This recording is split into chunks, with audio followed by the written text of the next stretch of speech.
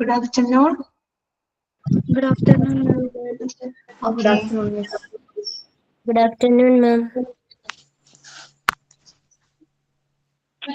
Good afternoon. Okay, good afternoon. അപ്പൊ ഇന്ന് Food കഴിച്ചു. കഴിച്ചു ഫുഡൊക്കെ കഴിച്ചു. അപ്പൊ ഇന്ന് നമ്മുടെ എന്താണ് മാറിപ്പോയി. ഓക്കെ. ഇപ്പൊ നമ്മുടെ നിങ്ങളുടെ ക്ലാസ്സില് ഈ ബാച്ചിന്റെ ടൈമാണ്. അപ്പൊ നമ്മൾ മെർജ് ചെയ്ത കാര്യം നിങ്ങൾ ഇൻഫോം ചെയ്തിരുന്നല്ലോ. എയിലുള്ള കുട്ടികളും കൂടെ നിങ്ങളുടെ ക്ലാസ്സിലുണ്ട് കേട്ടോ. ഓക്കെ. അപ്പോ ഒരു കാര്യം കൂടെ ഞാൻ പറയാണ്. ഇന്നത്തെ ക്ലാസ് ഞാൻ പറഞ്ഞു എ ബാച്ചിന്റെ ക്ലാസ് ബി ബാച്ചിനേക്കാളും ഒരു 2.5 പേജ് പുറകിലാണ് നിൽക്കുന്നത് കേട്ടോ. എന്ന് പറഞ്ഞാല് എ ബാച്ചിന്റെ എനിക്ക് തോന്നുന്നു കൺസൾട്ടേഷൻ റിപ്പോർട്ട് വരെയാണ് ഞാൻ എടുത്തത്. ബി ബാച്ചിന്റെ വന്നിട്ട് ഇവിടെ നിന്നായിരുന്നു filing methods and storage of medical records. അതിന്റെ ഫസ്റ്റത്തെ അതായത് സീരിയൽ നമ്പറിംഗ് അവിടെ വരെയാണ് ബി ബാച്ചിന് ഞാൻ എടുത്തത് കേട്ടോ. അപ്പൊ നമ്മൾ ഇന്നത്തെ ക്ലാസ്സിൽ എ ബാച്ചിന് എവിടെ സ്റ്റോപ്പ് ചെയ്തോ അവിടെ നിന്നാണ് കണ്ടിന്യൂ ചെയ്യുന്നത് കേട്ടോ. കാര്യം എന്നാലാണ് അവർക്ക് നിങ്ങളുടെ ഒപ്പം എത്താനായിട്ട് പറ്റുള്ളൂ. അപ്പൊ ബി ബാച്ചുകാർ കേട്ടിരിക്കുക. അത് ഇന്നത്തെ ക്ലാസ്സിൽ മാത്രമേ അങ്ങനെ ഉണ്ടാവുള്ളൂ കേട്ടോ. കാര്യം ഒരുമിച്ചായി കഴിഞ്ഞാൽ പിന്നെ പ്രശ്നമില്ല. അപ്പൊ അടുത്ത ദിവസം തൊട്ട് നിങ്ങൾ ഒരുമിച്ചാവും കേട്ടോ. കാരണം വെച്ച് കഴിഞ്ഞാൽ അന്നത്തെ ഒരു ദിവസം എ ബാച്ചിന്റെ ക്ലാസ് ഒരെണ്ണം മിസ്സായിപ്പോയി. അതുകൊണ്ടാണ് ബി ബാച്ച് കയറി നിന്നത് കേട്ടോ. അപ്പൊ ഞാൻ അതൊന്ന് കറക്റ്റ് ചെയ്യാൻ വേണ്ടിയിട്ട് എ ബാച്ചിലാണ് കുറവെടുത്തേക്കുന്നത്. അവിടെ നിന്ന് തന്നെയാണ് ഇന്നത്തെ ക്ലാസ് സ്റ്റാർട്ട് ചെയ്യുന്നത് കേട്ടോ. അപ്പൊ ബി ബാച്ചുകാർ കേട്ടിരിക്കാം. ഓക്കെ, മനസ്സിലായി വിചാരിക്കുന്നു കേട്ടോ. ഇതിനിടയിൽ ചിലപ്പോ കയറുമ്പോ ചോദിക്കും, അയ്യോ മിസ്സേ ഇത് എടുത്തതാണല്ലോ എന്ന് ചോദിക്കരുത്. അതുകൊണ്ടാണ് ഞാൻ അഡ്വാൻസ് ആയിട്ട് പറഞ്ഞത് കേട്ടോ. ഓക്കെ, അപ്പൊ നമുക്ക് തുടങ്ങാം. ഓക്കെ, ഞാൻ ഓൾ മ്യൂട്ട് ചെയ്യാണ് കേട്ടോ.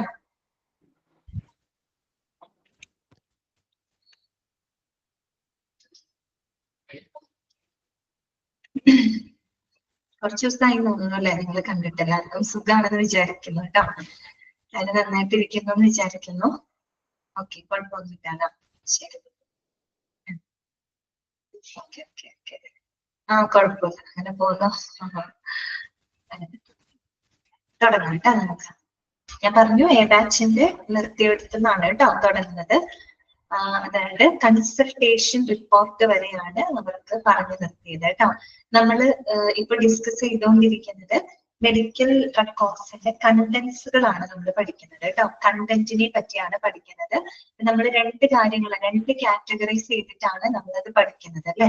ഒന്നാമത്തെ കാറ്റഗറി എന്ന് പറയുന്നത് ഡാറ്റ റിലേറ്റഡ് വിത്ത് അഡ്മിനിസ്ട്രേഷൻ അല്ലെ, അതുമായിട്ട് ബന്ധപ്പെട്ടതാണ് നമ്മൾ കണ്ടു കഴിഞ്ഞു. പിന്നെ ഒരു ക്ലിനിക്കൽ ഡാറ്റയാണ് രണ്ടാമത്തെ കാറ്റഗറി. അതിനകത്ത് ഒരു 10-21 എണ്ണമാണ് നിങ്ങൾക്ക് പഠിക്കാനുള്ളത് അല്ലെ. അപ്പൊ ഇതിൽ ഓരോ റിപ്പോർട്ടുകളുമാണ് നമ്മൾ പഠിച്ചുകൊണ്ടിരിക്കുന്നത്. അതിനകത്ത് ബാച്ചിൽ തീർന്നത് കൺസൾട്ടേഷൻ റിപ്പോർട്ട് വരെയാണ് കേട്ടോ. ഓക്കെ, അപ്പൊ കൺസൾട്ടേഷൻ റിപ്പോർട്ട് എന്താണെന്ന് പേര് കേൾക്കുമ്പോൾ തന്നെ നമുക്കറിയാം. എന്താണ് കൺസൾട്ടേഷൻ റിപ്പോർട്ട്? അതായത് ഒരു രോഗിയുടെ അവസ്ഥയെ പറ്റിയുള്ള ഡോക്ടറുടെ അഭിപ്രായം അല്ലെ, അവരുടെ ഒപ്പീനിയൻ ആണ് ഇത് കൺസൾട്ടേഷൻ റിപ്പോർട്ട് എന്നതുകൊണ്ട് ഉദ്ദേശിക്കുന്നത് അല്ലെ. ഓക്കെ, പിന്നെ ഈ ഒരു കൺസൾട്ടേഷൻ റിപ്പോർട്ട് അതെ പരിശോധന റിപ്പോർട്ട്. അപ്പൊ അത് എന്തിനൊക്കെ ബേസ് ചെയ്തിട്ടാണ് നമ്മൾ പറഞ്ഞു. This opinion is dependent upon the review of the patient's medical record, an examination of attending physician, the patient and a conference with the attending physician അല്ലെ. അതായത് അത് നമ്മൾ ആ ഒരു രോഗിയുടെ മെഡിക്കൽ റെക്കോർഡ് പരിശോധിച്ച് അതുപോലെ തന്നെ രോഗിയുടെ പരിശോധനയെ ബേസ് ചെയ്ത് പിന്നെ മാത്രമല്ല ആ രോഗിയെ കൺസൾട്ട് ചെയ്യുന്ന മറ്റുള്ള ഡോക്ടേഴ്സ് ഉണ്ടായിരിക്കും അല്ലെ. അപ്പൊ അവരുമായിട്ടുള്ള ഒരു ചർച്ചയ്ക്ക് ഒടുവിലാണ് എന്ത് ചെയ്യുന്നത്, അവർ അറ്റൻഡ് ചെയ്യുന്ന ഫിസിഷ്യൻ ആ ഒരു രോഗിയുടെ അവസ്ഥയെ പറ്റിയുള്ള ഒരു റിപ്പോർട്ട് തയ്യാറാക്കുന്നത് അല്ലെ. ആ ഒരു റിപ്പോർട്ടിനെയാണ് നമ്മൾ എന്ത് പറയുന്നത്, കൺസൾട്ടേഷൻ റിപ്പോർട്ട് എന്ന് പറയുന്നത്. ജിൻഷി സൗണ്ട് കുറവാണോ?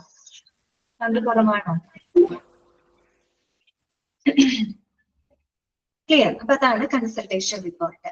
നെക്സ്റ്റ് വരുന്നതാണ് അനസ്തേഷ്യ റിപ്പോർട്ട്. പേര് സൂചിപ്പിക്കുന്നത് പോലെ നമുക്കറിയാം അല്ലെ, എന്തായിരിക്കും അനസ്തേഷ്യയെ സംബന്ധിക്കുന്ന വിശദ വിവരങ്ങളെല്ലാം തന്നെ രേഖപ്പെടുത്തുന്ന ഒരു റിപ്പോർട്ടായിരിക്കും അല്ലെ. നമുക്ക് ജസ്റ്റ് വായിക്കാം. It includes medication before operation, the amount of concentration of anesthesia given, time given and effect അല്ലെ. അതായത് നമ്മൾ ഓപ്പറേഷന് മുമ്പായിട്ട് ആണല്ലോ നമ്മൾ അനസ്തേഷ്യ കൊടുക്കുന്നത്. അപ്പൊ ഈ ഓപ്പറേഷന് മുമ്പായിട്ട് കൊടുക്കുന്ന അനസ്തേഷ്യ മെഡിക്കേഷൻ ഏതാണ് അല്ലെ, അനസ്തേഷ്യ മരുന്ന് ഏതാണ്. അതുപോലെ തന്നെ എന്താണ് the amount of concentration of anaesthesia given, എത്ര അളവിലാണ് എത്ര കോൺസെൻട്രേഷനിലാണ് ഈ പറയുന്ന അനസ്തേഷ്യ മെഡിക്കേഷൻ അവർക്ക് കൊടുത്തിട്ടുള്ളത്, എത്ര സമയത്തേക്കാണ് കൊടുത്തേക്കുന്നത്, ടൈം ഗിവൺ അല്ലെ, എത്ര സമയത്തേക്കാണ് കൊടുത്തേക്കുന്നത്, ആൻഡ് ഇറ്റ്സ് ഇഫക്റ്റ് അല്ലെ, അതിന്റെ ആ ഒരു ഇഫക്റ്റ് എത്രത്തോളമുണ്ട്.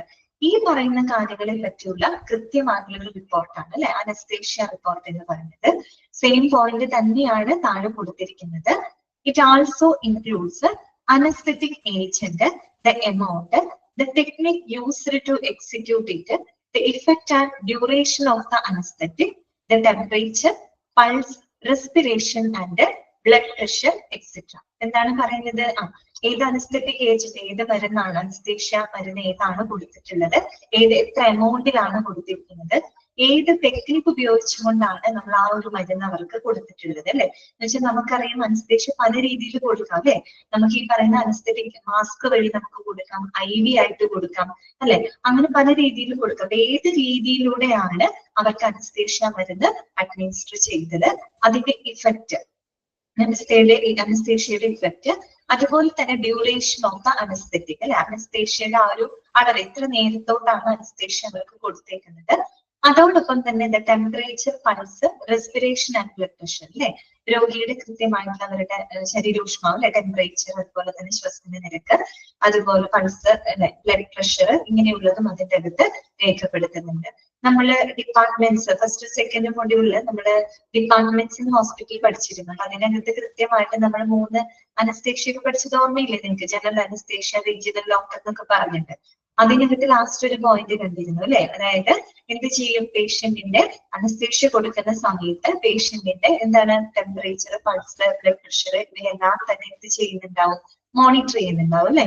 അപ്പൊ അങ്ങനെയുള്ള വിവരങ്ങളും ഈ ഒരു റെക്കോർഡിനകത്ത് രേഖപ്പെടുത്തുന്നതാണ്. ഓക്കെ, ക്ലിയർ ആയി പറഞ്ഞത്? ഓക്കെ ആണല്ലോ. ഞാൻ ബാച്ചിനോടാണ് കേട്ടോ ചോദിക്കുന്നത്. ഈ ബാച്ച് ക്ലാസ് കണ്ടതാണ്. ഓക്കെ, കുഴപ്പമില്ല. ബാച്ച് ആരും ഉണ്ടെങ്കിലല്ലോ. ശ്രീലക്ഷ്മി ജസ്റ്റിനൊക്കെ ബി ബാച്ചാണ്.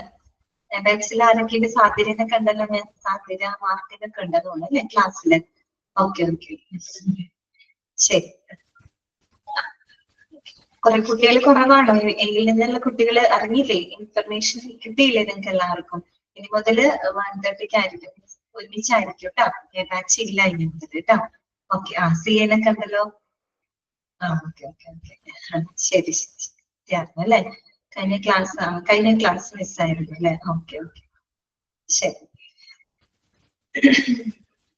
എനിക്ക് ബുധനാഴ്ചയാണ് ഞാൻ ലാസ്റ്റ് ക്ലാസ് എടുത്തത്. പിന്നെ ഞാൻ വെള്ളിയാഴ്ച ലീവായിരുന്നു.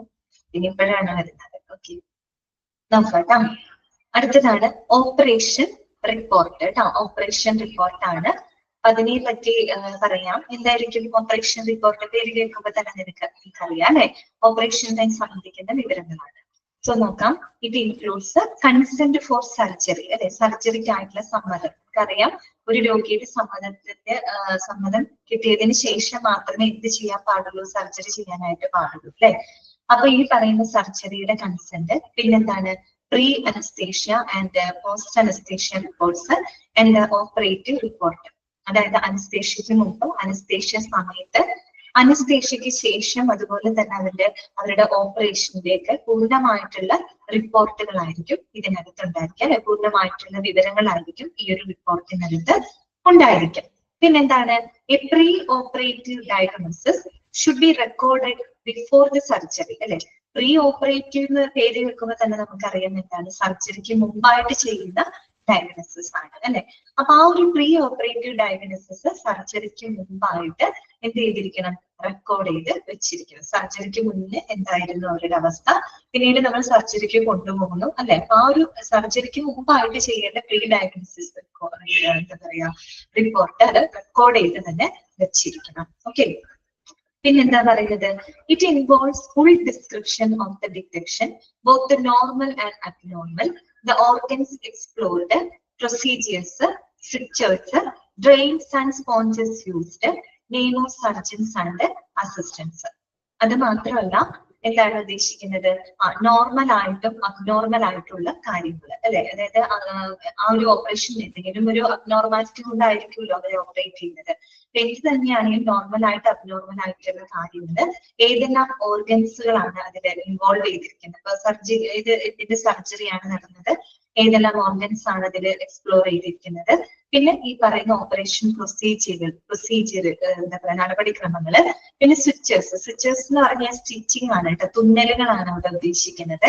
പിന്നെ എന്താണ് ഡ്രെയിൻസ് ആൻഡ് സ്പോഞ്ചസ് യൂസ്ഡ് അല്ലെ, സ്പോഞ്ചസ് അതുപോലെ തന്നെ ഡ്രെയിൻസ് എന്ന് ഉദ്ദേശിക്കുന്നത് ഈ പറയുന്ന ഫ്ലെക്സിബിൾ ട്യൂബ് തന്നെയാണ് കേട്ടോ, ട്യൂബ്സ് തന്നെയാണ് നമ്മുടെ ഈ പറയുന്ന ബോഡി ലിക്വിഡ്സ് ഇതൊക്കെ റിമൂവ് ചെയ്യാനായിട്ടൊക്കെ ഉപയോഗിക്കുന്നത്. ഓപ്പറേഷൻ സമയത്ത് നമുക്കത് എന്ത് ചെയ്യണം, കളയണം അല്ലെ, എന്ന് വെച്ചാൽ റിമൂവ് ചെയ്ത് കളയണം ഈ പറയുന്ന ബോഡി ലിക്വിഡ്സ് അങ്ങനെയുള്ളതൊക്കെ. അപ്പൊ അതിന് വേണ്ടിയിട്ട് ഉപയോഗിക്കുന്ന ഫ്ലെക്സിബിൾ ട്യൂബ് ഒക്കെയാണ് കേട്ടോ അവർ ഉദ്ദേശിക്കുന്നത്. Drains and sponges used.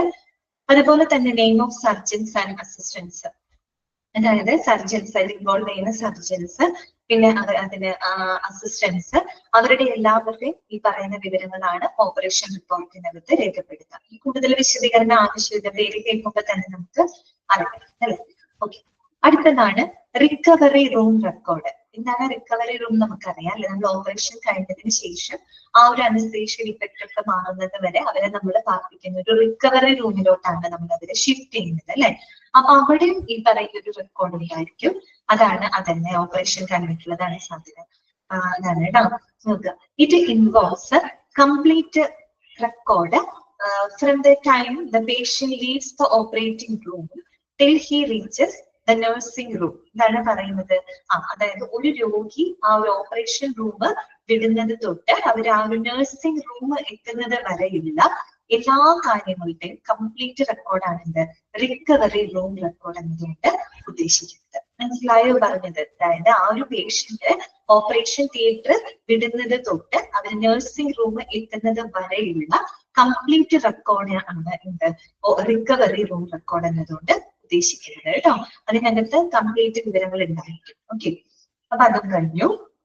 Next വരുന്നതാണ് നഴ്സിംഗ് നോട്ട്സ് കേട്ടോ. എന്താണ് നഴ്സിംഗ് നോട്ട്സ്? ആ പേര് സൂചിപ്പിക്കുന്നത് പോലെ എന്താണ് ആ ഒരു രോഗിയുടെ ഒബ്സർവേഷനെ പറ്റിയുള്ള നഴ്സിന്റെ റിപ്പോർട്ടുകളായിരിക്കും, ഒരു നഴ്സ് തയ്യാറാക്കുന്ന നോട്ട്സ് റിപ്പോർട്ട്സുകളായിരിക്കും. അപ്പൊ എന്തൊക്കെയാന്ന് നമുക്ക് നോക്കാം.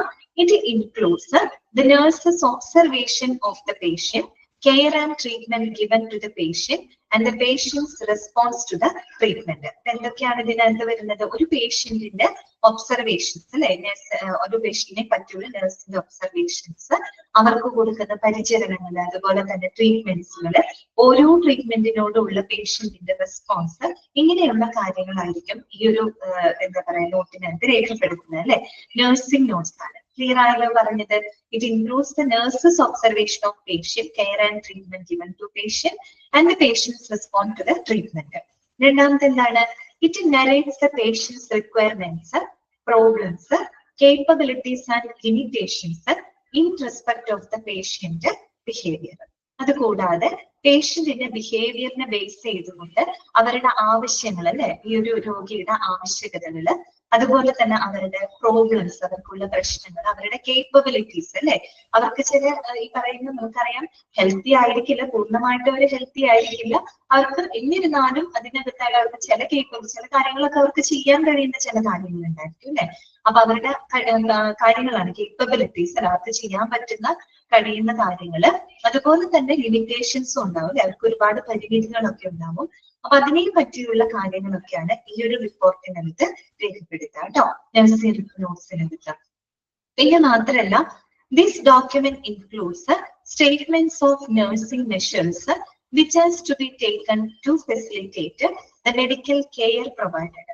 അത് മാത്രമല്ല, ഒരു രോഗിക്കായിട്ട് കൊടുക്കുന്ന അവർക്ക് നൽകുന്ന മെഡിക്കൽ പരിചരണത്തിനെ ഫെസിലിറ്റേറ്റ് ചെയ്യുന്നതിന് വേണ്ടിയിട്ട്, അതിനെ സപ്പോർട്ട് ചെയ്യുന്ന രീതിയിൽ എന്തെല്ലാം നഴ്സിംഗ് മെഷേഴ്സുകളാണ് അവർ എടുത്തിട്ടുള്ളത് എന്നതിനെ പറ്റിയുള്ള സ്റ്റേറ്റ്മെന്റ്സുകളും ഈ ഒരു റിപ്പോർട്ടിനകത്ത് ഉണ്ടായിരിക്കും. അതായത് ഇവർക്ക് രോഗിക്ക് പരിചരണം നൽകുന്നുണ്ട് അല്ലെ, ആ പരിചരണം കൊടുക്കുന്ന ഡോക്ടേഴ്സ് മാത്രമല്ല, ആ പരിചരണത്തിന് പിന്തുണയ്ക്കുന്നതിന് വേണ്ടിയിട്ട് ഈ പറയുന്ന നഴ്സിംഗ് മെഷേഴ്സ്, എന്തെല്ലാം നഴ്സിംഗ് ആക്ടിവിറ്റീസ് ആണ് അവർ നടത്തിയിട്ടുള്ളത് എന്നതിനെ പറ്റിയുള്ള സ്റ്റേറ്റ്മെന്റ്സുകളും വിശദാംശങ്ങളും ഈ പറയുന്ന നോട്ട്സിനകത്ത് രേഖപ്പെടുത്തും. ഓക്കെ, ക്ലിയർ ആണല്ലോ പറഞ്ഞത്. നഴ്സിംഗ് നോട്ട്സ് എന്താണെന്ന് മനസ്സിലായല്ലോ. സിമ്പിൾ അല്ലേ? പേഷ്യന്റിന്റെ ഒബ്സർവേഷൻസ്, പേഷ്യന്റിനെ പറ്റിയുള്ള നഴ്സിന്റെ ഒബ്സർവേഷൻ ആണ് അവിടെ ഉദ്ദേശിക്കുന്നത് കേട്ടോ. അതിനകത്ത് രോഗിയുടെ ആവശ്യകതകളും അവരുടെ ലിമിറ്റേഷൻസും കേപ്പബിലിറ്റീസും എല്ലാം തന്നെ അതിനകത്ത് രേഖപ്പെടുത്തും. അത് മാത്രമല്ല, അവർക്ക് കൊടുക്കുന്ന പരിചരണത്തിന് പിന്തുണയ്ക്കുന്നതിന് വേണ്ടിയിട്ട് എന്തെല്ലാം നഴ്സിംഗ് മെഷേഴ്സ് ആണ് അവരെടുത്തിട്ടുള്ളത് എന്നതിനെ പറ്റിയുള്ള സ്റ്റേറ്റ്മെന്റുകളും അതിനകത്ത് രേഖപ്പെടുത്തും. ഓക്കെ, ക്ലിയർ ആയി വിചാരിക്കുന്നു കേട്ടോ. അടുത്ത കാണുന്നത് TPR ചാർട്ട് കേട്ടോ. TPR chart. TPR ചാർട്ടിനകത്ത് T stands for എന്താണെന്ന് അറിയാമോ? ടെമ്പറേച്ചർ ആണ് അല്ലെ? ടെമ്പറേച്ചർ ആണ്. P വന്നിട്ട് പൾസ് ആണ്. R വന്നിട്ട് റെസ്പിറേഷൻ ആണ് കേട്ടോ. അപ്പൊ എന്തായിരിക്കും TPR chart? The temperature, pulse, respiration and blood pressure measurements are listed in this form. Okay, ഈ ഒരു ഫോമിനകത്ത് ഈ പറയുന്ന ടെമ്പറേച്ചർ ഉണ്ടാവും, pulse rate, respiration rate, blood pressure, ഇങ്ങനെയുള്ളതിന്റെ കാര്യങ്ങളായിരിക്കും ഈ ഒരു ചാർട്ടിനകത്ത് രേഖപ്പെടുത്തുക. ഓക്കെ, ക്ലിയർ ആയി വിചാരിക്കുന്നു കേട്ടോ. TPR ചാർട്ട് വേണമെങ്കിൽ ഇങ്ങനെ ചോദിക്കാം. T stands for, in TPR chart T stands for എന്താണ്? ടെമ്പറേച്ചർ. അല്ലെങ്കിൽ P സ്റ്റാൻഡ്സ് ഫോർ പൾസ് ആണ്. R stands for respiration. Okay, selection correct ആണ് കേട്ടോ. ഓക്കെ, മനസ്സിലായല്ലോ. അടുത്തതാണ് മെഡിക്കേഷൻ ഷീറ്റ്. എന്തായിരിക്കും മെഡിക്കേഷൻ ഷീറ്റ്? എന്തായിരിക്കും മെഡിക്കേഷൻ? മരുന്നുകളെ പറ്റിയുള്ള വിവരങ്ങളായിരിക്കും അല്ലെ. അപ്പൊ നമുക്ക് നോക്കാം. It provides documentation of the medicines that given. അതെ ശ്രീലക്ഷ്മി, കറക്റ്റ് ആണ്. മെഡിസിനെ പറ്റിയുള്ള വിവരങ്ങളാണ് അല്ലെ. It provides documentation of the medicines that given orally. ഒരു ഓറലി കഴിഞ്ഞിട്ട് ഒരു കോമ ഇട്ട് കൊടുക്കാം കേട്ടോ. Topically my inhalation and infusion. അതായത് നമ്മൾ ഈ ശ്വസനത്തിലൂടെയും അതുപോലെ തന്നെ ഇൻഫ്യൂഷൻ അല്ലെ, നമ്മൾ മെഡിക്കൽ എക്യുപ്മെന്റ്സ് പഠിച്ചതാണ്. ഇൻഫ്യൂഷൻ പമ്പൊക്കെ അപ്പോൾ നമ്മൾ പഠിച്ചിരുന്നു അല്ലെ. ഈ പറയുന്ന ഇഞ്ചക്ഷനിലൂടെയൊക്കെ നമ്മൾ മരുന്ന് കൊടുക്കുന്നില്ലേ? IV ആയിട്ട് നമ്മൾ മരുന്ന് കൊടുക്കുന്നുണ്ട് അല്ലെ. അതുപോലെ ഇൻഹേലേഷനിലൂടെ, ഇൻഫ്യൂഷനിലൂടെ അല്ലെ, ശ്വസനത്തിലൂടെ, അതുപോലെ തന്നെ ഇൻഫ്യൂഷനിലൂടെ, പിന്നെ നമ്മൾ വായിലൂടെ കൊടുക്കുന്നുണ്ട്. പിന്നെ ടോപ്പിക്കലി. ഇതാണ് ടോപ്പിക്കലി എന്ന് പറഞ്ഞു കഴിഞ്ഞാല് അതായത് application of medicines directly in to the എന്താ പറയുക surface of the skin. Okay, നമ്മൾ നേരിട്ട് സ്കിന്നിൽ നേരിട്ട് അപ്ലൈ ചെയ്യും. ഇപ്പൊ ഓയിൻമെന്റുകളൊക്കെ നമ്മൾ അപ്ലൈ ചെയ്യും. ഇപ്പൊ നമ്മള് മുറിവ് വരുമ്പോ ബെറ്റാഡിൻ ഓയിൻമെന്റ് തേക്കാറുണ്ട്. അല്ലെങ്കിൽ മറ്റേ സ്കിന്നിൽ വല്ല റാഷസോ അങ്ങനെ എന്തെങ്കിലുമൊക്കെ വരുമ്പോൾ നമുക്ക് ചില ഓയിൻമെന്റ്സുകൾ നമ്മൾ യൂസ് ചെയ്യാറുണ്ട്. അത് നമ്മൾ നേരിട്ട് സ്കിന്നിലോട്ടാണ് അപ്ലൈ ചെയ്യുന്നത്. അതാണ് ടോപ്പിക്കലി എന്ന് ഉദ്ദേശിക്കുന്നത് കേട്ടോ. മനസ്സിലായല്ലോ? Application of medicines that given directly to the surface of the skin കേട്ടോ. ദാറ്റ് ഈസ് കോൾഡ് ടോപ്പിക്കലി എന്ന് ഉദ്ദേശിക്കുന്നത്. ആ രീതിയിലൊക്കെ കൊടുക്കുന്ന മരുന്നുകളുടെ കൃത്യമായിട്ടുള്ള ഡോക്യുമെന്റേഷൻസ് ആണ് ഈ ഒരു ഷീറ്റിനകത്ത്, ഈ ഒരു റിപ്പോർട്ടിനകത്ത് നമ്മൾ രേഖപ്പെടുത്തുന്നത് കേട്ടോ. പിന്നെ മാത്രമല്ല, the date, time, name of drug, dose and route by which it was given are documented after the drug has administered. അപ്പൊ അത് മാത്രമല്ല, ഈ മരുന്ന് കൊടുത്ത തീയതി അല്ലെ, മരുന്ന് കൊടുത്തതിന് ശേഷം ഈ മരുന്ന് കൊടുത്ത തീയതി, അതിന്റെ ഏത് സമയത്താണ് മരുന്ന് കൊടുത്തത്, ആ മരുന്നിന്റെ പേരെന്താണ്, അതിന്റെ കൃത്യമായ ഡോസ്, എത്ര ഡോസിനാണ് അവർക്ക് മരുന്ന് കൊടുത്തത്, ഏത് രീതിയിലാണ് നമ്മൾ ആ മരുന്ന് അഡ്മിനിസ്റ്റർ ചെയ്തത്. നമ്മൾ പറഞ്ഞ ഓറലി കൊടുക്കാം, ഇൻഹേലേഷനിലൂടെ കൊടുക്കാം, ഇൻഫ്യൂഷനിലൂടെ കൊടുക്കാം, ടോപ്പിക്കലി ഒക്കെ കൊടുക്കാം അല്ലെ. ഏത് രീതിയിലാണ് അഡ്മിനിസ്റ്റർ ചെയ്യുന്നത് എന്നതിനെ പറ്റിയുള്ള കംപ്ലീറ്റ് വിവരങ്ങൾ ഈ ഒരു മെഡിക്കേഷൻ ഷീറ്റിനകത്ത് രേഖപ്പെടുത്തും കേട്ടോ. ഓക്കെ, മനസ്സിലായല്ലോ. അടുത്തതാണ് മിസ്ലേനിയസ് റിപ്പോർട്ട്സ്. മിസ്ലേനിയസ് എന്ന് വെച്ചാൽ ഇതിൽ പെടാത്ത മറ്റു പല റിപ്പോർട്ടുകളാണ് കേട്ടോ. The specialised care units of the hospital such as the ICU, CCU, etc. are included in this form. അപ്പോ ഇതിൽ ഈ പറയുന്നത് നമ്മുടെ ആശുപത്രിയിലെ ചില സ്പെഷ്യലൈസ്ഡ് കെയർ യൂണിറ്റുകൾ, ICU അല്ലെ, ഇന്റൻസീവ് കെയർ യൂണിറ്റ്, അതുപോലെ തന്നെ CCU, ക്രിട്ടിക്കൽ കെയർ യൂണിറ്റ് ആണ്. അപ്പൊ ഇങ്ങനെയുള്ള എന്താ പറയാ സ്പെഷ്യലൈസ്ഡ് കെയർ യൂണിറ്റുകളിലുള്ള റിപ്പോർട്ടുകളായിരിക്കും ഇതിനകത്ത് രേഖപ്പെടുത്തുന്നത് കേട്ടോ. ഓക്കെ, ഇതാണ് മിസ്സലേനിയസ് റിപ്പോർട്ട്സ് എന്നതുകൊണ്ട് ഉദ്ദേശിക്കുന്നത്. അടുത്തതാണ് ഫിസിക്കൽ തെറാപ്പി. ഫിസിക്കൽ തെറാപ്പി എന്ന് പറഞ്ഞാൽ വേറൊന്നുമല്ല, നമ്മുടെ ഫിസിയോതെറാപ്പി ഇല്ലേ, അത് തന്നെയാണ് ഉദ്ദേശിക്കുന്നത് കേട്ടോ. ഫിസിയോതെറാപ്പി റിപ്പോർട്ടാണ്. It gives A description of the assessment and treatments which include the use of exercise, heat, cold water, electricity, ultrasound, and physical means to bring back the patient to useful activity. അതായത് നമുക്കറിയാം physiotherapy എന്തിനു വേണ്ടിയിട്ടാണ് നമ്മൾ ചെയ്യുന്നത്? ആ രോഗിയെ റീഹാബിലിറ്റ് ചെയ്യുന്നതിന് വേണ്ടിയിട്ടാണ് നമ്മൾ ഉപയോഗിക്കുന്നത്.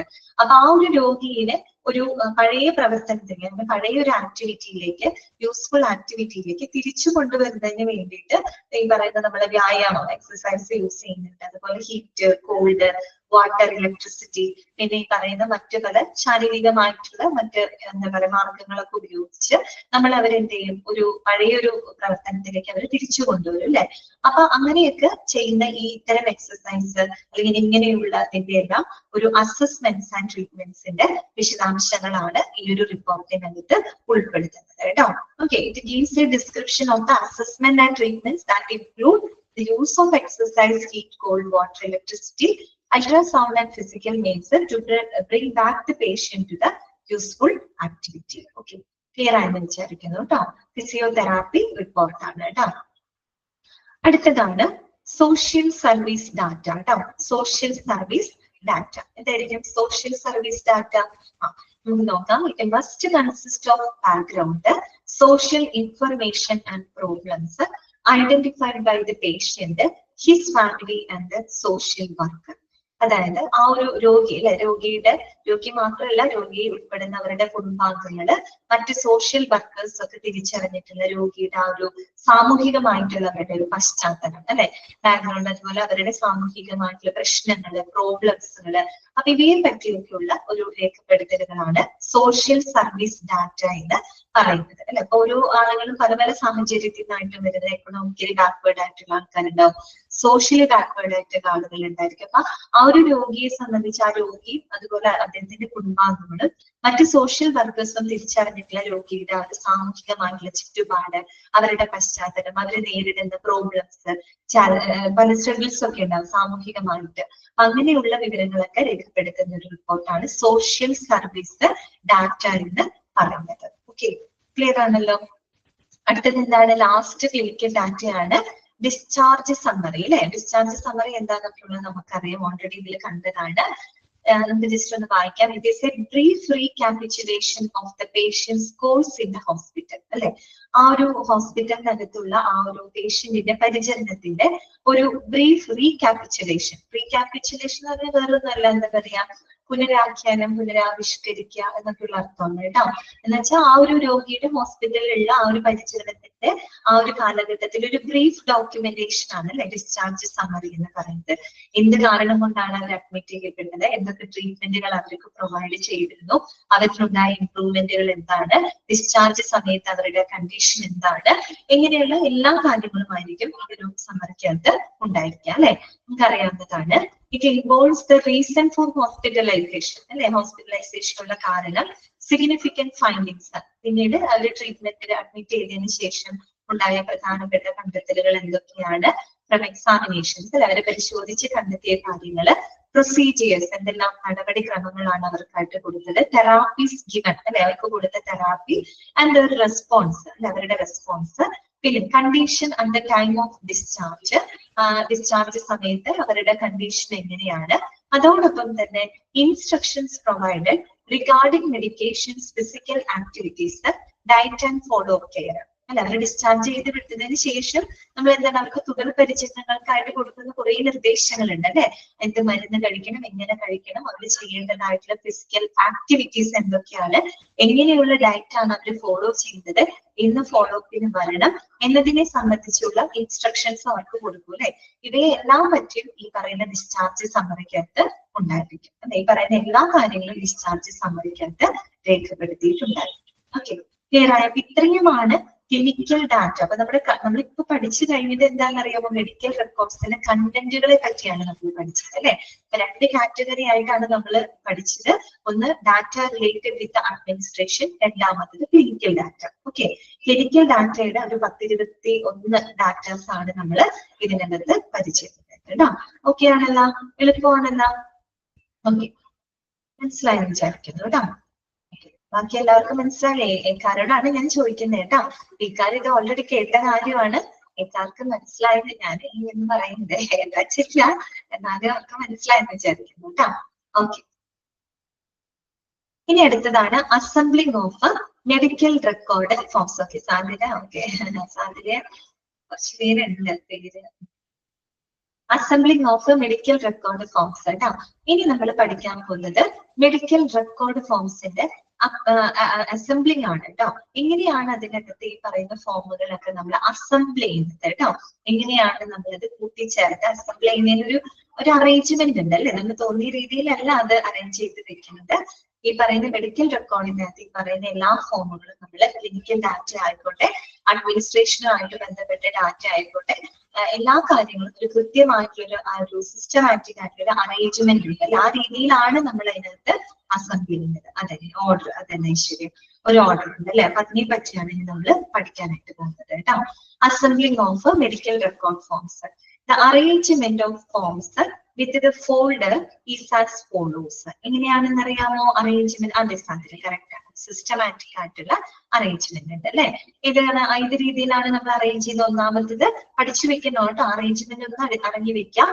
ഏതൊക്കെയാണ്? ഔട്ട് പേഷ്യന്റ്, പിന്നെ കറസ്പോണ്ടൻസ്, ഇൻവെസ്റ്റിഗേഷൻസ്, ഇൻപേഷ്യന്റ്. അങ്ങനെ നാല് രീതിയിലാണ് നമ്മൾ അറേഞ്ച് ചെയ്യുന്നത്. അപ്പൊ ഇതാവുമ്പോൾ നമുക്കിപ്പോ ഔട്ട് പേഷ്യന്റ് എന്ന് പറഞ്ഞിട്ട് നമ്മളൊരു ഫോൾഡർ ക്രിയേറ്റ് ചെയ്യുകയാണെങ്കിൽ നമുക്ക് ഔട്ട് പേഷ്യന്റ് സംബന്ധമായിട്ടുള്ള എന്ത് വിവരങ്ങൾ ആ ഫോൾഡർ ഒന്ന് എടുത്താൽ മതി.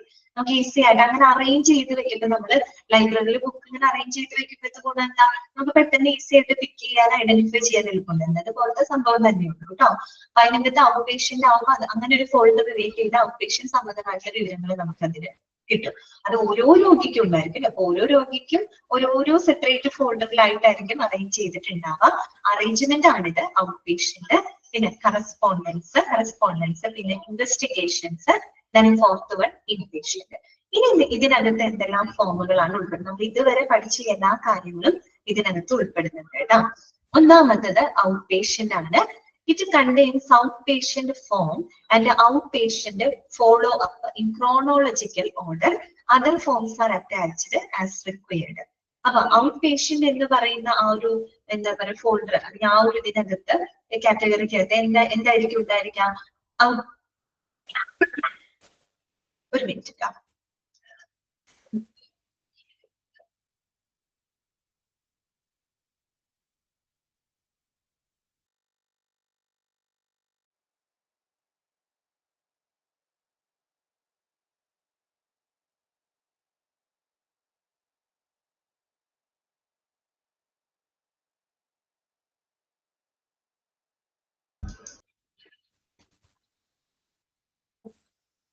നമുക്ക് ഔട്ട് പേഷ്യന്റിനകത്ത് ഔട്ട് പേഷ്യന്റ് ഫോം ഉണ്ടായിരിക്കും, അതുപോലെ തന്നെ ഔട്ട് പേഷ്യന്റ് ഫോളോ അപ്പ് ഉണ്ടായിരിക്കും. അത് ഏത് ഓർഡറിലാണ്?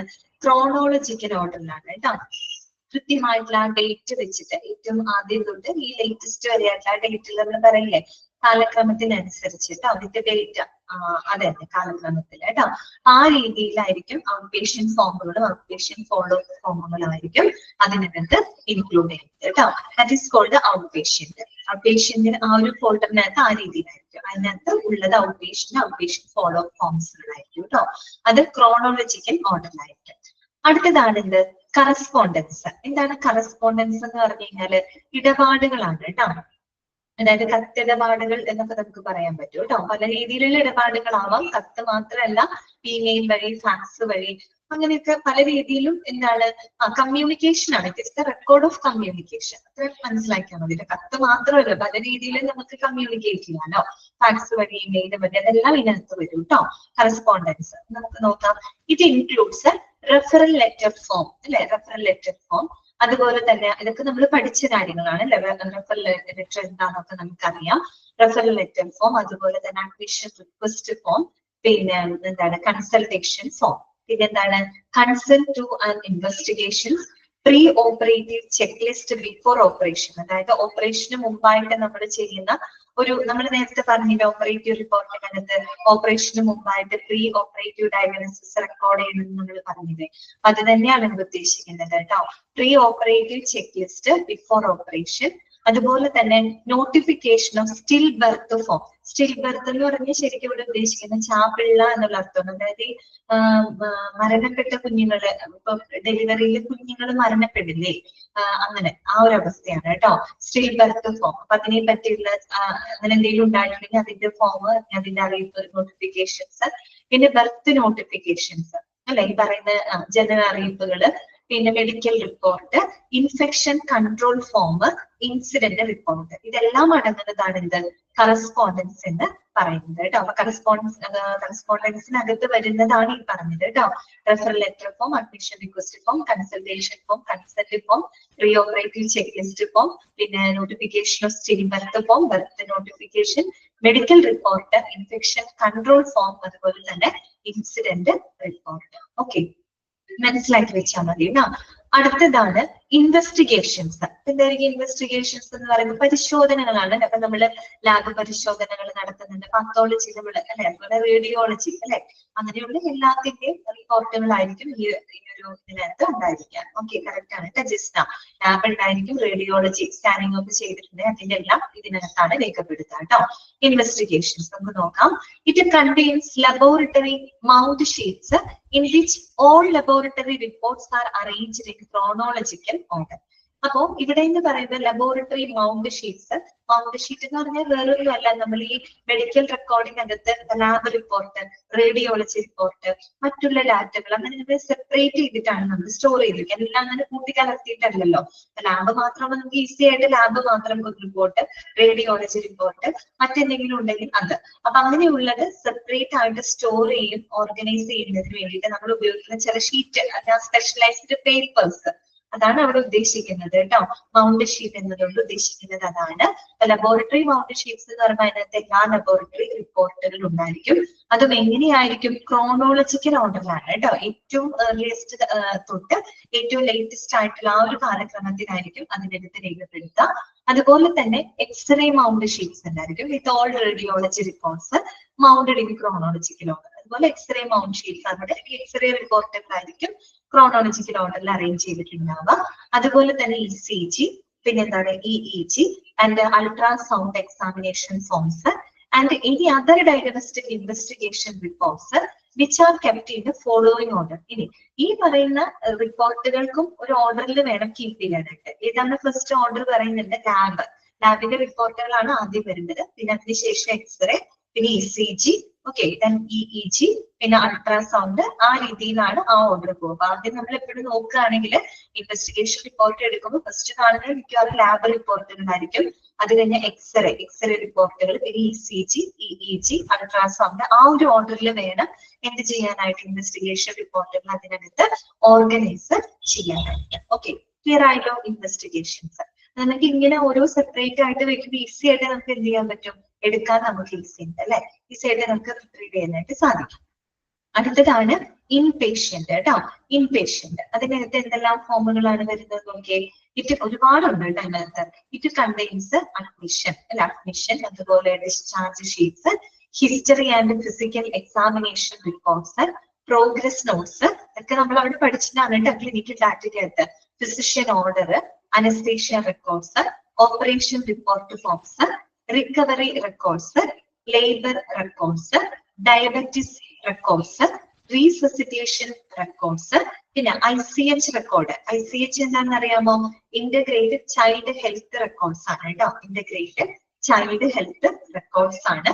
അതുപോലെ തന്നെ growth chart records, paramedical service records, പിന്നെ നഴ്സസ് നോട്ട്സ്, എന്താണ് and observation charts, medication records, പിന്നെ fluid balance chart. Fluid balance chart എന്ന് പറയുമ്പോൾ നമ്മൾ ഇൻടേക്ക് ചെയ്യുന്നതും പുറത്തേക്ക് വിടുന്നതുമായിട്ടുള്ള ഫ്ലൂയിഡ്സ് ഉണ്ടല്ലോ, അതിന്റെ ആ ഒരു ഇതാണ്. അപ്പൊ നമ്മള് ജ്യൂസ് ആയിട്ടും ഒക്കെ നമ്മൾ കഴിക്കുന്നതും ഇൻടേക്ക് ചെയ്യുന്നതും, അതുപോലെ നമ്മൾ യൂറിനായിട്ടും സ്റ്റൂളായിട്ടും അങ്ങനെയൊക്കെ നമ്മുടെ ശരീരത്തിൽ നിന്ന് പുറത്തു പോകുന്ന ഫ്ലൂയിഡ്സ് ഉണ്ടല്ലോ. അപ്പൊ അതിന്റെ ഒരു ഇതാണ് കേട്ടോ, മെഷർമെന്റ് ആണ് അവിടെ ഉദ്ദേശിക്കുന്നത്. Fluid balance chart, intake and output and vital sign records കേട്ടോ. മനസ്സിലായില്ലേ? ഇൻടേക്ക് ആൻഡ് ഔട്ട്പുട്ട് എന്ന് പറയുമ്പോൾ നമ്മളിപ്പോ ഭക്ഷണമായിട്ട് അല്ലെങ്കിൽ ഫ്ലൂയിഡ് ആയിട്ട് ജ്യൂസ് ആയിട്ടും വെള്ളമായിട്ടൊക്കെ നമ്മൾ ഇൻടേക്ക് ചെയ്യുന്നതും, അതുപോലെ നമ്മുടെ ശരീരത്തിന് പുറത്തേക്ക് കളയുന്നത്, എലിമിനേറ്റ് ചെയ്ത് കളയുന്നത്. ഇപ്പൊ വെള്ളം കുടിക്കുന്നത് യൂറിനായിട്ട് പുറത്തോട്ട് പോകുന്നു, ഭക്ഷണം കഴിക്കുന്നത് സ്റ്റൂളായിട്ട് പുറത്തു പോകുന്നുണ്ട് അല്ലെ. ആ ഒരു രീതിയിൽ ഇൻടേക്ക് ആൻഡ് ഔട്ട്പുട്ടിന്റെ ഒക്കെ റെക്കോർഡ്സുകൾ. പിന്നെ എന്താണ്? Vital sign records. Vital sign എന്ന് പറയുമ്പോൾ നമ്മൾ ഈ പറയുന്ന ടെമ്പറേച്ചർ TPR ഒക്കെ നമ്മൾ പറഞ്ഞില്ലേ, നമ്മുടെ വൈറ്റൽസ് മീൻസ് നമ്മുടെ ബ്ലഡ് പ്രഷർ, ടെമ്പറേച്ചർ, അങ്ങനെയുള്ള കാര്യങ്ങൾ കേട്ടോ. റെസ്പിറേഷൻ റേറ്റ്, ഓക്സിജൻ സാച്ചുറേഷൻ, അങ്ങനെയുള്ളത് കേട്ടോ. അപ്പൊ അത്തരത്തിലുള്ള vital sign records and discharge summaries കേട്ടോ. ഡിസ്ചാർജ് സമ്മറീസ് അതിനകത്ത് ഉണ്ടായിരിക്കും. With the most remote admission filed on the bottom and the most recent admission filed on the top. നമ്മൾ എങ്ങനെ അവിടെ അറേഞ്ച് ചെയ്യാം? ഏറ്റവും മോസ്റ്റ് റിമോട്ട് അഡ്മിഷൻ എന്ന് വെച്ചാൽ ഏറ്റവും ഏർലിയസ്റ്റ് ആയിട്ടുള്ള, ഏറ്റവും ആദ്യം ഉണ്ടായിട്ടുള്ള അഡ്മിഷൻ കാര്യങ്ങൾ അത് ഏറ്റവും താഴെയായിട്ടാണ്, ബോട്ടം ഏറ്റവും അടിയിലായിട്ടാണ് നമ്മൾ ഫൈൽ ചെയ്യുക.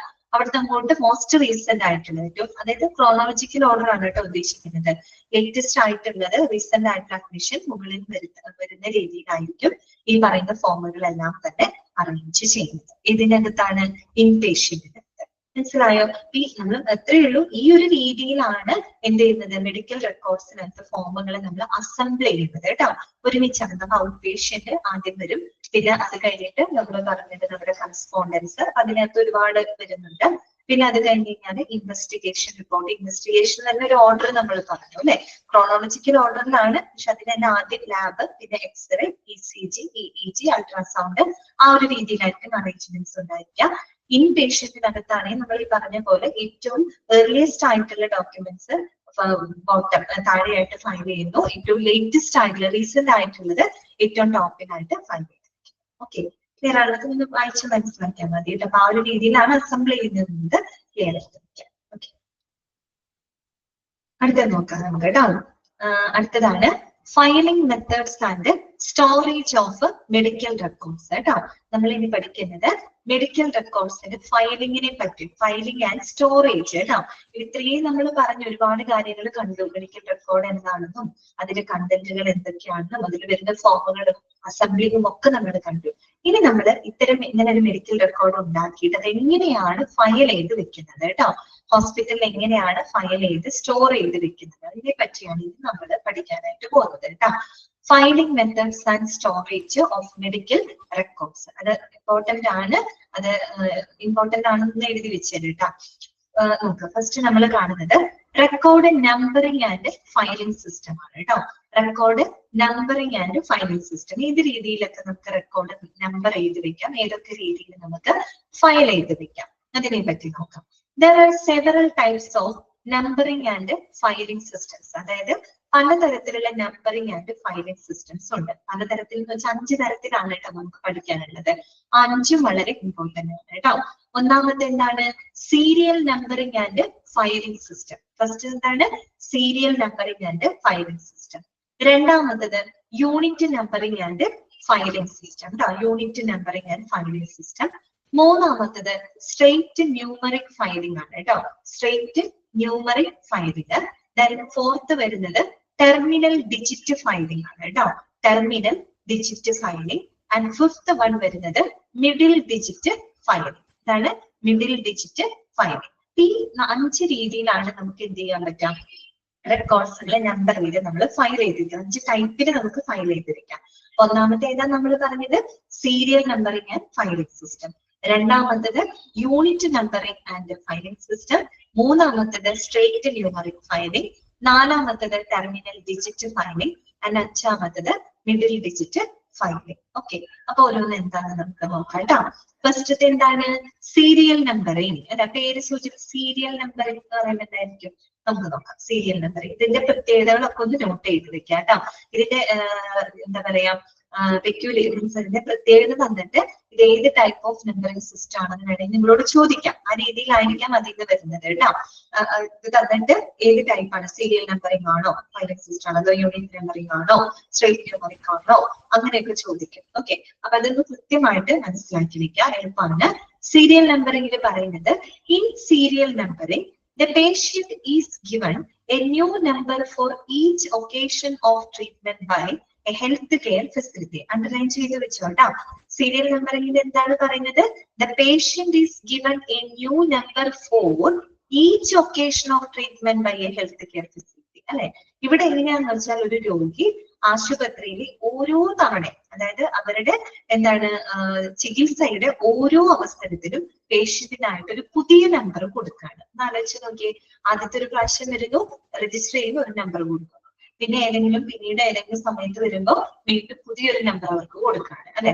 അങ്ങനെ ഓരോ തവണയ്ക്ക് അനുസരിച്ച്, അതായത് എത്ര പ്രാവശ്യം അല്ലെങ്കിൽ ഓരോ ചികിത്സയുടെ ഓരോ അവസരത്തിൽ അവർക്ക് എന്ത് കൊടുക്കാണ്, ഒരു പുതിയ നമ്പർ അവർക്ക് പ്രൊവൈഡ് ചെയ്യണം. കുറച്ച് ബുദ്ധിമുട്ടാണ് അല്ലെ, ഇത് ഇത്തിരി കോംപ്ലിക്കേറ്റഡ് ആവാനുള്ള ചാൻസ് കൂടുതലാണ്. മനസ്സിലായോ പറഞ്ഞത്? The patient is given A new number for each occasion of treatment. കേട്ടോ, ക്ലിയർ ആയല്ലോ? അതായത് ട്രീറ്റ്മെന്റിന്റെ ഓരോ അവസരത്തിലും ഓരോ പ്രാവശ്യം അവർക്ക് ഒരു പുതിയ നമ്പർ അവിടെ പ്രൊവൈഡ് ചെയ്യാണ്. നോക്കുക, എക്സാമ്പിൾ പോലെ പറയാണ്, the 3 different numbers are allotted if a patient is registered 3 times. ഒരു രോഗി 3 പ്രാവശ്യം രജിസ്റ്റർ ചെയ്തിട്ടുണ്ടെങ്കിൽ അയാൾക്ക് 3 തവണ പുതിയ നമ്പർ കൊടുത്തിട്ടുണ്ട്. ഓരോ തവണ രജിസ്റ്റർ ചെയ്യുമ്പോഴും ഓരോരോ നമ്പർ അയാൾക്ക് പ്രൊവൈഡ് ചെയ്തിട്ടുണ്ട്. കേട്ടോ, അപ്പൊ 3 തവണ രജിസ്റ്റർ ചെയ്ത് 3 നമ്പർ അയാൾക്ക് കിട്ടിയിട്ടുണ്ടായിരിക്കും. പിന്നെ മാത്രമല്ല, all numbers allotted to a patient are recorded in the master patient index. അഥവാ പേഷ്യന്റ് മാസ്റ്റർ ഇൻഡെക്സ് നമ്മൾ പഠിച്ചതാണ് കേട്ടോ. മെഡിക്കൽ റെക്കോർഡിന്റെ തുടക്കം നമ്മൾ PMI, പേഷ്യന്റ് മാസ്റ്റർ ഇൻഡെക്സ് എന്താണെന്ന് നമ്മൾ പഠിച്ചിട്ടുണ്ട് കേട്ടോ. അതായത് രോഗിയുടെ ഏറ്റവും അടിസ്ഥാന വിവരങ്ങൾ ഉൾപ്പെടുത്തിക്കൊണ്ട് തയ്യാറാക്കുന്ന ഒരു ഫയലാണ് പേഷ്യന്റ് മാസ്റ്റർ ഇൻഡെക്സ് എന്ന് പറയുന്നത്. അപ്പൊ ഈ പറയുന്ന രോഗിക്ക് കൊടുക്കുന്ന എല്ലാ നമ്പറുകളും പേഷ്യന്റ് മാസ്റ്റർ ഇൻഡെക്സിനകത്ത് റെക്കോർഡ് ചെയ്തിരിക്കും. ഓക്കെ, ഓരോ പ്രാവശ്യം പോകുമ്പോൾ ഓരോ നമ്പർ കൊടുക്കുന്നുണ്ടല്ലോ. അപ്പൊ ഈ രോഗിക്ക് കിട്ടുന്ന എല്ലാ നമ്പറുകളും ആ പേഷ്യന്റ് മാസ്റ്റർ ഇൻഡെക്സിനകത്ത് കൃത്യമായിട്ട് റെക്കോർഡ് ചെയ്തിരിക്കും. അടുത്ത പോയിന്റ് എന്താണ്? Because A new number is provided for each occasion of service, A new medical record is also developed. കാര്യം എന്താണ്? ഈ പറയുന്ന ട്രീറ്റ്മെന്റിന്റെ ഓരോ സമയത്തും അവർക്ക് പുതിയ നമ്പർ കൊടുക്കുന്നുണ്ട്. ഒരു പുതിയ നമ്പർ, അതായത് ഒരു മെഡിക്കൽ റെക്കോർഡ് നമ്പറാണ് കൊടുക്കുന്നത്. ഓരോ പുതിയ നമ്പർ കൊടുക്കുമ്പോൾ അതിനനുസരിച്ച് ഓരോരോ പുതിയ റെക്കോർഡ് അവിടെ എന്ത് ചെയ്യുന്നുണ്ട്, ക്രിയേറ്റ് ചെയ്യപ്പെടുന്നുണ്ട് അല്ലെ, ഡെവലപ്പ് ചെയ്യപ്പെടുന്നുണ്ട് അല്ലെ. ആദ്യത്തെ തവണ പോകുന്നു, ഒരു റെക്കോർഡ് നമ്പർ ഇടുന്നു, അതിനനുസരിച്ച് ഒരു മെഡിക്കൽ റെക്കോർഡ്. രണ്ടാമത്തെ പ്രാവശ്യം പോകുന്നു, ഒരു പുതിയ നമ്പർ തരുന്നു, ആ നമ്പർ വെച്ച് ഒരു മെഡിക്കൽ റെക്കോർഡ്. അങ്ങനെ ഓരോ അവസരത്തിലും അവർക്ക് എന്താണ്, ഒരു പുതിയ റെക്കോർഡ് അവിടെ ഡെവലപ്പ് ചെയ്ത് വരുന്നുണ്ട്. പിന്നെ എന്താണ്? The patient records are filed in as many places in the file as the number of times the patient has received care at the facility. അതായത് രോഗിക്ക് എത്ര തവണ പരിചരണം ലഭിച്ചു എന്നതിനനുസരിച്ചാണ് നമ്മൾ ഈ പറയുന്ന റെക്കോർഡ് ഫൈൽ ചെയ്ത് വെക്കുന്നത്. അപ്പൊ അത്രയും റെക്കോർഡുകളുടെ എണ്ണം കാണുമ്പോൾ നമുക്ക് മനസ്സിലാക്കാൻ പറ്റും അത്രയും പ്രാവശ്യം ആ രോഗി അവിടെ ട്രീറ്റ്മെന്റിനായിട്ട് വന്നിട്ടുണ്ടെന്നുള്ളത് റെക്കോർഡുകളുടെ എണ്ണം നോക്കിയാൽ മനസ്സിലാക്കാനായിട്ട് പറ്റും. അയാൾ എത്ര തവണ വന്നു എന്ന് നോക്കണമെങ്കിൽ ആ ഫയലുകളുടെ എണ്ണം അവിടെ നോക്കിയാൽ മതി. മനസ്സിലായല്ലോ? അപ്പൊ രോഗിക്ക് എത്ര തവണ പരിചരണം ലഭിച്ചു എന്നതിനനുസരിച്ച് ഫയലുകൾ റെക്കോർഡ് ചെയ്ത് വെക്കുന്നു. ഇത് ഏത് റെക്കോർഡിംഗ് ഫയലിംഗ് സിസ്റ്റം ആണ് എന്ന് ചോദിച്ചാൽ നിങ്ങൾ പറയുന്നത് സീരിയൽ നമ്പറിംഗ് ആണെന്ന് പറയുന്നത് കേട്ടോ. Serial numbering. ഇപ്പൊ എന്തൊക്കെ പോയിന്റുകളാണ് നമ്മൾ പറഞ്ഞത്? സീരിയൽ നമ്പറിംഗ് ഫയലിംഗ് എങ്ങനെയാണെന്ന് വെച്ചാല് രോഗിയുടെ ചികിത്സയുടെ ഓരോ അവസരത്തിലും അവർക്ക് ഒരു പുതിയ നമ്പറാണ് കൊടുക്കുന്നത്. ഓക്കെ, ഈ പറയുന്ന ഓരോ പുതിയ നമ്പർ അവർക്ക് കൊടുക്കുന്ന എല്ലാ നമ്പറുകളും ഏതിനകത്ത് റെക്കോർഡ് ചെയ്ത് വെക്കും? പേഷ്യന്റ് മാസ്റ്റർ ഇൻഡെക്സിനകത്ത് റെക്കോർഡ് ചെയ്ത് വെക്കും. അത് മാത്രമല്ല, ഓരോ ഒക്കേഷനിൽ പുതിയ നമ്പർ കൊടുക്കുന്നത് കൊണ്ട് അതിനനുസരിച്ച് തന്നെ ഒരു പുതിയ മെഡിക്കൽ റെക്കോർഡ് അവിടെ ഡെവലപ്പ് ചെയ്തിട്ടുണ്ടായിരിക്കും. പിന്നെ മാത്രമല്ല, രോഗിക്ക് എത്ര തവണ പരിചരണം, അവിടെ എത്ര ടൈംസ് ഇമ്പോർട്ടന്റ് ആണ്, എത്ര തവണ പരിചരണം ലഭിച്ചു എന്നതിനനുസരിച്ചാണ് അവിടെ ഫയലുകൾ റെക്കോർഡ് ചെയ്ത് വെക്കുന്നത്. അതാണ് സീരിയൽ നമ്പറിംഗ് ഫയലിംഗ് സിസ്റ്റത്തിൽ പറയുന്നത്. ഓക്കെ, ക്ലിയർ ആണെന്ന് വിചാരിക്കുന്നു കേട്ടോ. അടുത്തതാണ് എന്ത്? യൂണിറ്റ് നമ്പറിംഗ് ആൻഡ് ഫയലിംഗ് കേട്ടോ.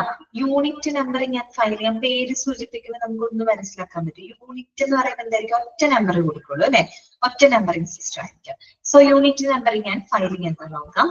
Here the patient is allocated a number on the first admission or visit which is retained for all subsequent admissions and treatment. Underline ചെയ്ത് വെക്കാം കേട്ടോ. അണ്ടർലൈൻ ചെയ്തിരിക്കുന്നതൊക്കെ ഇമ്പോർട്ടന്റ് ആണ്. പോയിന്റ് തന്നിട്ട് ഏത് ടൈപ്പ് ഓഫ് ഫയലിംഗ് സിസ്റ്റം ചോദിക്കൂടെ നിങ്ങളോട്, മാറിപ്പോകരുത്. Here the patient is allocated a number on the first admission or visit which is retained for all subsequent admissions and treatment. ഇവിടെ എങ്ങനെയാന്ന് വെച്ച് കഴിഞ്ഞാൽ ആദ്യത്തെ അഡ്മിഷനിൽ ആദ്യത്തെ സന്ദർശനത്തിന് രോഗിക്ക് എന്താണ്? ഒരൊറ്റ നമ്പർ, യൂണിറ്റ് നമ്പർ ആണ് അല്ലെ, ഒരൊറ്റ നമ്പർ അവർക്ക് പ്രൊവൈഡ് ചെയ്യാണ്. ആ നമ്പർ ആയിരിക്കും പിന്നെ തുടർന്നുള്ള അഡ്മിഷനിലും ചികിത്സയിലും ആ ഒരു നമ്പർ തന്നെയായിരിക്കും നിലനിർത്തുന്നുണ്ടാവുക. കാരണം യൂണിറ്റ് നമ്പറിംഗ് ആണ്, ഒറ്റ നമ്പറേ കൊടുക്കുന്നുള്ളൂ അല്ലെ. ഒരേ ഒരു നമ്പറും അതിനനുസരിച്ച് ഒരേ ഒരു മെഡിക്കൽ റെക്കോർഡ്. അതല്ലേ കുറെ കൂടെ കൺവീനിയന്റ് ആയിട്ടുള്ളത്. ആ രീതിയാണ് കുറച്ചും കൂടെ നമുക്ക് കൺവീനിയന്റ് ആയിട്ടുള്ളത്. മറ്റേത് ഒരു രോഗിക്ക് തന്നെ ഒരുപാട് റെക്കോർഡ് വരാന്ന് പറഞ്ഞാൽ ഒരു ഹോസ്പിറ്റലിൽ എത്രത്തോളം രോഗികൾ അവിടെ വന്നു പോകുന്നുണ്ട്. അല്ലെ. അപ്പൊ അത് അതിനേക്കാളും നല്ലതാണ് ഇത് യൂണിറ്റ് നമ്പറിംഗ് ആൻഡ് ഫയലിംഗ് എന്ന് പറയുന്നത് കേട്ടോ. The patient is allocated number on the first admission of visit which is retained for all subsequent admissions and treatment കേട്ടോ. ആദ്യത്തെ അഡ്മിഷൻ അല്ലെങ്കിൽ വിസിറ്റിംഗിന്റെ സമയത്ത് ഒരു നമ്പർ അവർക്ക് കൊടുക്കുന്നു, തുടർന്നുള്ള ചികിത്സയിലും അഡ്മിഷനും ആ നമ്പർ തന്നെയാണ് നിലനിർത്തുന്നത്. രണ്ടാമത്തെ point, unit numbering provides a single record which is a composite of all data gathered on a given patient regardless of the number or types of services provided. ആണ് അവിടുത്തെ പ്രത്യേകത കേട്ടോ. അതായത് അവർക്ക് എത്ര തവണ പരിചരണം ലഭിച്ചു, എത്ര തരത്തിൽ പരിചരണം ലഭിച്ചു എന്നത് അവിടെ പരിഗണിക്കുന്നില്ല. അതിനല്ല പരിഗണിക്കുന്ന അത് പരിഗണിക്കാതെ പിന്നെ എന്താണ്, ഒരൊറ്റ റെക്കോർഡ്, ഒരു സിംഗിൾ റെക്കോർഡ്, അത് വന്നിട്ട് എന്താണ് ആ ഒരു രോഗിയിൽ നിന്നും ശേഖരിച്ച എല്ലാ വിവരങ്ങളും എന്താണ് ഗ്യാദർ ചെയ്തിട്ട് ഒരൊറ്റ ഡാറ്റയായിട്ടാണ്, ഒരൊറ്റ റെക്കോർഡായിട്ടാണ് അവിടെ എന്ത് ചെയ്ത് വെക്കുന്നത്, ഫയൽ ചെയ്ത് വെക്കുന്നത്. മനസ്സിലായി? യൂണിറ്റ് നമ്പറിംഗ് ആവുമ്പോൾ ഒരൊറ്റ റെക്കോർഡേ ഉണ്ടാവുള്ളൂ, ഒരു സിംഗിൾ യൂണിറ്റ് റെക്കോർഡേ ഉണ്ടാവുള്ളൂ. അതിനകത്ത് ആ ഒരു രോഗിയുടെ എല്ലാ ഡീറ്റെയിൽസ് എന്ത് ചെയ്ത് ഗ്യാദർ ചെയ്ത് ഒരുമിച്ച് കൊണ്ടുവന്നിരിക്കും. അവിടെ എത്ര തവണ പരിചരണം ലഭിച്ചു അല്ലെങ്കിൽ എത്ര തരത്തിൽ പരിചരണം ലഭിച്ചു എന്നതിനെ പറ്റി അവിടെ പരിഗണിക്കുന്നില്ല. അതേസമയം സീരിയൽ നമ്പറിംഗിൽ നമ്മൾ അങ്ങനെയല്ല പറഞ്ഞത്, രോഗിക്ക് എത്ര തവണ പരിചരണം ലഭിച്ചു എന്നതിനനുസരിച്ചാണ് അവിടെ ഫയൽ ചെയ്ത് വെക്കുന്നത്. യൂണിറ്റ് നമ്പറിംഗ് ആകുമ്പോൾ അത് പരിഗണിക്കുന്നില്ല, പകരം എന്താണ് രോഗിയിൽ നിന്ന് ശേഖരിച്ച എല്ലാ ഡാറ്റകളും ഗ്യാദർ ചെയ്ത് ഒരൊറ്റ റെക്കോർഡായിട്ടാണ് ഇവിടെ ഫയൽ ചെയ്ത് വെക്കുന്നത് കേട്ടോ. വായിക്കുമ്പോൾ തന്നെ മനസ്സിലാവുക. പിന്നെന്താണ്, the patients total medical record. Okay സിജി, നൗ ഫോളോ. ഇപ്പൊ ഫോളോ ചെയ്യുന്നത് ഇതാണ് ഏറ്റവും കൺവീനിയന്റ് ആയിട്ടുള്ളത് അല്ലെ. ആ ഒരു പേഷ്യന്റിന്റെ എടുത്തു കഴിഞ്ഞാൽ നമുക്ക് അയാളുടെ കംപ്ലീറ്റ് കാര്യങ്ങൾ അതിനകത്ത് അറിയാൻ പറ്റും. അതാണ് കുറെ കൂടെ നല്ലത് അല്ലെ. The patients total medical record is thus filed as a unit in one folder under one number. ഇവിടെ എന്താണെന്ന് വെച്ചാൽ രോഗിയുടെ ടോട്ടൽ മെഡിക്കൽ റെക്കോർഡ് ഉണ്ടല്ലോ, ആ ഒരു മെഡിക്കൽ റെക്കോർഡ് എന്ന് പറയുമ്പോൾ ഒറ്റ യൂണിറ്റ് ആയിട്ട് ഒരു ഫോൾഡറിനകത്ത് ഒരു നമ്പറിൽ എന്താണ് സേവ് ചെയ്ത് അവര് ഫയൽ ചെയ്താണ് വെക്കുന്നത്. മനസ്സിലായി? ഒറ്റ നമ്പറേ ഉണ്ടാവുള്ളൂ, ഒരു ഒറ്റ ഫോൾഡർ ഉണ്ടാവും. ഒരു രോഗിയുടെ ഒറ്റ ഫോൾഡർ, അതിനകത്ത് എന്താ ഒരു യൂണിറ്റ് ആയിട്ട് ഒരു നമ്പറിന്റെ കീഴിൽ ആണ് അങ്ങനെ ഫയൽ ചെയ്ത് വെക്കുന്നത്. ഓക്കെ, ക്ലിയർ ആണല്ലോ? ഇത് രണ്ടും മനസ്സിലായില്ലേ നിങ്ങൾക്ക്? സീരിയൽ നമ്പറിംഗ് ഫയലിംഗ് സിസ്റ്റം എന്താണെന്നും unit numbering and filing system എന്താണെന്ന് മനസ്സിലായി. ഓക്കെ, അടുത്തതാണ് സ്ട്രെയിറ്റ് ന്യൂമറിക് ഫയലിംഗ് ആണ് കേട്ടോ. സ്ട്രെയിറ്റ് ന്യൂമറിക് ഫയലിംഗ് ആണ് കേട്ടോ. എന്താണ് സ്ട്രെയിറ്റ് ന്യൂമറിക് ഫയലിംഗ് എന്ന് പറഞ്ഞു കഴിഞ്ഞാല് ഓരോന്നും മനസ്സിലാക്കാം കേട്ടോ. Straight numeric means to the filling of records in a accurate chronological order as per to the medical record number. As per to the medical record number. മനസ്സിലായോ? അതായത് ഈ മെഡിക്കൽ റെക്കോർഡ് ഉണ്ടല്ലോ, മെഡിക്കൽ റെക്കോർഡ് നമ്പറിന്റെ എന്താണ് chronological ഓർഡറിലായിരിക്കും എന്ത് ചെയ്യുന്നത്, ഇവിടെ records file ചെയ്ത് വെക്കുന്നത്. MRN മെഡിക്കൽ റെക്കോർഡ് നമ്പർ അനുസരിച്ചിട്ട് കൃത്യമായിട്ടുള്ള ആ ഒരു ക്രോണോളജിക്കൽ ഓർഡറിൽ എന്താണ് റെക്കോർഡ്സ് ഫയൽ ചെയ്ത് വെക്കുന്ന രീതിയാണ് സ്ട്രെയിറ്റ് ന്യൂമറിക് ഫയലിംഗ് എന്ന് പറയുന്നത്. ആദ്യത്തെ മെഡിക്കൽ റെക്കോർഡ് നമ്പറിന്റെ ഓർഡറിൽ കേട്ടോ, അതാണ് ശ്രദ്ധിക്കേണ്ടത്. അതിനനുസരിച്ചിട്ടാണ് അവിടെ ഫയൽ ചെയ്ത് വെക്കുന്നത്. That is called straight numeric കേട്ടോ. സ്ട്രെയിറ്റ് ന്യൂമറിക് ഫയലിംഗ് എന്നാണ് പറയുന്നത്. ഇവിടെ എങ്ങനെയാന്ന് വെച്ചാൽ here the records consecutively numbered appear in sequence on the file shelves. Okay, ഇപ്പൊ ഇവിടെ എന്താന്ന് വെച്ചാൽ തുടർച്ചയായിട്ട് നമ്പർ ചെയ്തിട്ടുള്ള ഫയലുകൾ എന്താണ് ഒരൊറ്റ ഷെൽഫിൽ നമുക്ക് ക്രമത്തിൽ കാണാനായിട്ട് സാധിക്കും. അല്ലെ? ഓക്കെ, മനസ്സിലായി? ഒരു ഷെൽഫ് എടുത്തു കഴിഞ്ഞാൽ നമ്മൾ തുടർച്ചയായിട്ടാണ് നമ്പർ ചെയ്ത് വെച്ചേക്കുന്നത് അല്ലെ ഫയലുകൾ. അപ്പൊ നമുക്കത് ഇങ്ങനെ കോൺസിക്യൂട്ടീവ് ആയിട്ട് നമ്പർ ചെയ്തിരിക്കുന്ന ഫയൽ നമുക്ക് കറക്റ്റ് ക്രമത്തിൽ നമുക്ക് ആ ഒരു ഷെൽഫിനകത്ത് കാണാനായിട്ട് സാധിക്കും. ഒരു എക്സാമ്പിൾ മനസ്സിലാവാൻ അവിടെ കൊടുത്തിട്ടുണ്ട്. The following 4 medical records would be filed as. നോക്കൂ, 1 2 3 4 1 2. Okay, 1 2 3 4 1 3, 1 2 3 4 1 4, 1 2 3 4 1 5. അപ്പൊ അവിടെ മെഡിക്കൽ റെക്കോർഡിന്റെ ആ ഒരു ഓർഡറിലാണ് എന്ത് ചെയ്യുന്നത്, ക്രോണോളജിക്കൽ ഓർഡറിൽ എന്താണ് അവിടെ ഫയൽ ചെയ്ത് വെച്ചിരിക്കുന്നത്. That is called straight numeric file. Filing. അടുത്ത എന്താണ്, it is easy to pull any number of records consecutively numbered from the file for any purpose. എന്താണ്, നമുക്ക് ഏതൊരു ആവശ്യത്തിനും ഫയലിൽ നിന്ന് ഇങ്ങനെ എന്താ പറയാ നമ്പർ ചെയ്തിരിക്കുന്ന എത്ര ഫയലുകൾ വേണമെങ്കിലും നമുക്ക് എന്ത് ചെയ്യാനായിട്ട് പറ്റും, എടുക്കാനായിട്ട് സാധിക്കും. മനസ്സിലായോ? It is easy to pull any number of records consecutively numbered from the file for any purpose. ഇപ്പൊ ഏതൊരു ആവശ്യം വന്നു കഴിഞ്ഞാൽ ഇങ്ങനെ തുടർച്ചയായിട്ടാണല്ലോ നമ്പർ ചെയ്ത് വെച്ചിരിക്കുന്നത്. അപ്പൊ എത്ര ഫയലുകൾ വേണമെങ്കിൽ അതിന് റിട്രീവ് ചെയ്ത് എടുക്കാനായിട്ട് സാധിക്കും. ഓക്കെ, ക്ലിയർ ആണല്ലോ? ഇതാണ് സ്ട്രെയിറ്റ് ന്യൂമറിക് ഫയലിംഗ് എന്ന് പറയുന്നത് കേട്ടോ. ഇന്ന് ഇത്രയും മതി. ഓക്കെ, ഇന്ന് ഇത്രയും മതി. അപ്പൊ 3 ടൈപ്പാണ് നമ്മൾ കണ്ടത്. ഏതൊക്കെയാണ്? Serial numbering and filing system. പിന്നെ അതിനകത്ത് മനസ്സിലായല്ലോ, ഓരോ സന്ദർഭത്തിലും രോഗിക്ക് ഒരു മെഡിക്കൽ റെക്കോർഡ് നമ്പറും കൊടുക്കുന്നു, അതിനനുസരിച്ച് മെഡിക്കൽ റെക്കോർഡ്സുകളും ഉണ്ടായിരിക്കും കേട്ടോ. അപ്പൊ അത് എത്ര തവണ പരിചരണം ലഭിച്ചു എന്നതിന്റെ അടിസ്ഥാനത്തിലാണ് ഫയൽ ചെയ്തിരിക്കുന്നത്. യൂണിറ്റ് നമ്പറിംഗ് ഫയലിംഗ് സിസ്റ്റത്തിൽ ഒരൊറ്റ നമ്പറേ കൊടുക്കുന്നുള്ളൂ. അത് അഡ്മിഷൻ സമയത്ത് വിസിറ്റിംഗ് ടൈമിൽ രജിസ്റ്റർ ചെയ്യുമ്പോൾ ഒരു മെഡിക്കൽ റെക്കോർഡ് നമ്പറാണ്. ഇപ്പൊ നമ്മളൊക്കെ ഫോളോ ചെയ്യുന്നതാണ് സീജൻ പറഞ്ഞ പോലെ. അപ്പൊ അത് ആ ഒരു രീതിയിലാവുമ്പോൾ ആ ഒരു രോഗിയുടെ എല്ലാ വിവരങ്ങളും എന്താണ് ഒരുമിച്ച് ഗ്യാദർ ചെയ്തിട്ട് ഒരൊറ്റ റെക്കോർഡായിട്ടാണ് അവിടെ ഫയൽ ചെയ്ത് വെക്കുന്നത്. അപ്പൊ ഇത് തന്നെ യൂണിറ്റ് നമ്പറിംഗ് ആണ്, ഒറ്റ റെക്കോർഡാണ്. തുടർന്നുള്ള അഡ്മിഷൻ പരിചരണത്തിലൊക്കെ ഉപയോഗിക്കുന്ന ഈ ഒരു സെയിം നമ്പർ ആയിരിക്കും. പിന്നെ വന്നത് സ്ട്രെയിറ്റ് ന്യൂമറിക് ഫയലിംഗ് ആണ്. അത് വന്നിട്ട് മെഡിക്കൽ റെക്കോർഡ് നമ്പറിന്റെ കാലക്രമത്തിനനുസരിച്ച് അതിന്റെ ഓർഡറിൽ ആ ഒരു ക്രോണോളജിക്കൽ ഓർഡറിൽ ഫയൽ ചെയ്ത് വെക്കുന്ന രീതിയാണ് സ്ട്രെയിറ്റ് ന്യൂമറിക് ഫയലിംഗ് എന്ന് പറയുന്നത്. ഓക്കെ, അപ്പൊ ഇന്ന് ഇത്രയും മതി കേട്ടോ. അപ്പൊ അടുത്ത ക്ലാസ്സിൽ ഇത് ഏകദേശം ഒരുപോലെ ആയല്ലോ. ഈ നെക്സ്റ്റ് ക്ലാസ് തൊട്ട് നമുക്ക് ഒരുമിച്ച് അങ്ങനെ പോവാം കേട്ടോ.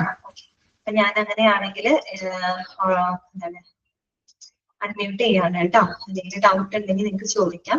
ഞാൻ ക്ലാസ് വേറെ പ്രശ്നം ഇല്ലെങ്കിൽ ഞാൻ ക്ലാസ് കണ്ടക്ട് ചെയ്യാണ് കേട്ടോ. എനിക്ക് സുഖമില്ല. ഓക്കെ, അപ്പൊ ഞാന് വേറെ പ്രശ്നങ്ങളൊന്നും ഇല്ലാന്ന് വിചാരിക്കുന്നു കേട്ടോ. ഓക്കെ ആണേട്ടാ.